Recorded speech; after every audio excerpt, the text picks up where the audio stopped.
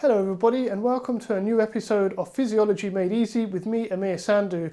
Now, I'd first like to thank all of my subscribers for sticking with the channel. I'd like to thank all of the people that have been here from the beginning to the most recent subscribers. I will be making new content. I've not gone anywhere. I've just been very busy with my academic work, but I do intend this year to make many more videos about sport and exercise science and physiology, and to make these complex topics nice and easy for you. Now, I do look at the comment sections and I do look at the suggested videos that you've actually mentioned in the comments, so I will be going through those and trying to make or produce as much content as possible in the hope that it helps you with your knowledge and understanding and in your studies as well. Now, in today's episode, I'm actually delighted to introduce my student, one of my former students, Andy Ayshford. He did an undergraduate degree with us in adventure sports science at Bangor University, and he's now stayed on to do a master's, which is also in a very similar topic, and he's actually taking a module called Performance Physiology as part of his master's, and he produced an excellent presentation looking at the determinants of endurance performance. And in that presentation he actually talks about the anaerobic threshold and builds on some of the earlier videos that I produced with the most latest knowledge and how to train the anaerobic threshold. He also looks at other factors that are important for endurance performance, like running economy, and something which I actually didn't know, which is the technology in the footwear that has emerged in recent times that can help improve running economy and performance as well. So his presentation is very well worth listening to and watching as well. So it will certainly give quite a lot of information that is quite new and relevant to those people that are interested in improving endurance performance. So I'm not going to talk any further. I'm going to hand over to Andy, who will take over and do the rest of the presentation, and I'll hopefully see you again on another video soon. Hi folks, I'm Andy and my presentation is Optimising Performance for Marathoneering, and it's a presentation that would be to mountain running, England Athletics mountain running directors. So the question that they've posed me to solve is, how can I give my athletes the performance edge against their highly trained competitors? And it's in the context of the Snowdonia Marathon. So a bit of context on the marathon if you don't know about it. So it's a circumnavigation of the Snowdon Massif. So rather than going up Snowdon, they actually go around it. So they start just southeast of Llanberis, go past Llanberis and up the Penna Pass, and then down past Llangwynant, down to Bethgelert, past Bethgelert Forest and Rhydd, which is one of the paths up Snowdon, all the way up to Wynbower, where they go up and off road to then finish at Llanberis. So it's a multi-terrain surface, but it's mostly paved, but there is an unmetalled section over just from Wynbower to Llanberis at Bulkigros. It's a sea level competition, but it does have a lot of up and down, maximum of 376 metres, and that equals 29.3 miles on the flat. The 2023 winner was Marshall Smith with a time of 2 hours, 31 minutes and 21 seconds. So the way I'm going to approach the presentation, I'm going to sort of outline some theory and rationale regarding endurance performance, provide some evidence to allow you to have an independent critique, to ultimately allow you to have an informed decision that helps give your athletes the performance edge. And citations for evidence will be able to be seen at the bottom of the slide. You see Rob Samuel there, he works for the Students' Union and he won the Snowdonia Marathon. So there's three major performance determinants. They are VO2 max, anaerobic threshold and economy. If you think of VO2 max, if you think of a car, you could think of the size of the engine. You might have heard it as aerobic capacity. It's essentially the ability of the cardiovascular system to take up and use oxygen and convert it into energy. Now, at an elite level, many athletes will have a very similar VO2 max, and although a large VO2 max is essential, the largest VO2 max may not necessarily be the best performer. So in the past, you might have over-focused or misinterpreted VO2 max as the performance determinant, but in elite athletes, there's other things that matter too.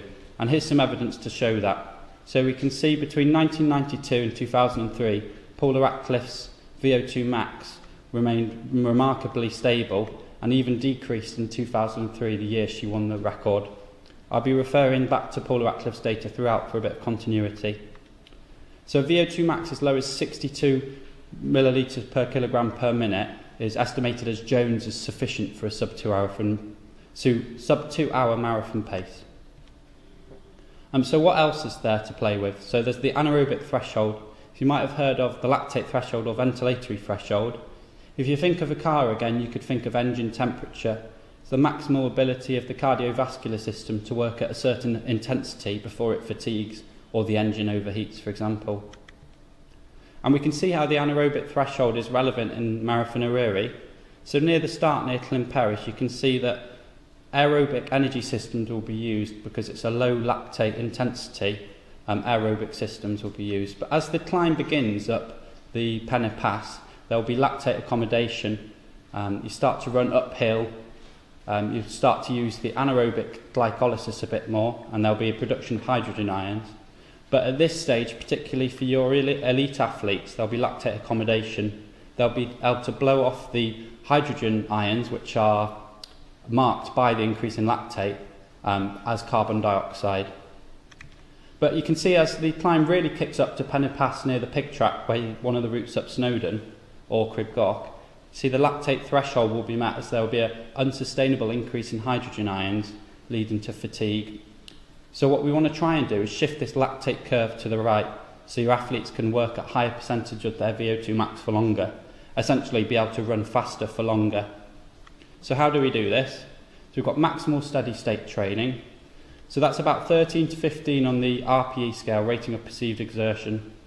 That's just near to your anaerobic threshold, and the ways you can increase the tempo could be a hill climb, which would provide also a perceptual benefit perhaps for the marathon. It's estimated about 10% of your total training volume, and allows for increased muscle capillarization, reduced muscle glycogen utilisation as well. So essentially it allows you to use aerobic pathways for longer. Interval training would be another way of doing it, at a 2-to-1 work to rest ratio, but over 15 of your RPE when you're working. That could be HIIT or fartlek training, which is basically interval training but with running. And the literature suggests 4 4-minute stages with 2 minutes of rest. Again, about 10% of your total training volume.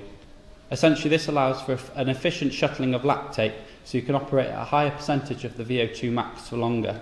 So if you look at this bit of a crude graph that I made, you can see how the blood lactate will increase during work and decrease during rest, but not enough to allow all the lactate and the hydrogen ions to be shuffled and removed as carbon dioxide. So the anaerobic threshold will be able to tolerate more hydrogen ions, and you'll be able to increase it. But don't just take my word for it. Here's some evidence. So you can see Paula Ratcliffe again. The classic rightward shift in her anaerobic threshold, 16 kilometres an hour in 1992 to above 21 kilometres an hour in 2003. And we can see maximal steady state and interval training anecdotal evidence from her training plan. So tempo running near the lactate turning point for extended periods, and high intensity interval sessions at 95 to 100% of VO2 max. So we can see that's evidence there with her. And I just wanted to provide evidence that wasn't Paula Ratcliffe in case she's a freak of nature. So this is elite cyclists at 4.9 litres of their VO2 max they had, and they were timed to fatigue at 88% of that VO2 max. And you can see that athletes that had a higher lactate threshold were able to exercise for longer. So I've talked about anaerobic threshold and VO2 max now. What about economy? Economy, you could think of a car again, you could think of fuel efficiency, with the fuel for the body being oxygen. So some theory behind it first. It's the oxygen cost at a given speed. It's essentially the metabolic cost of running in our context.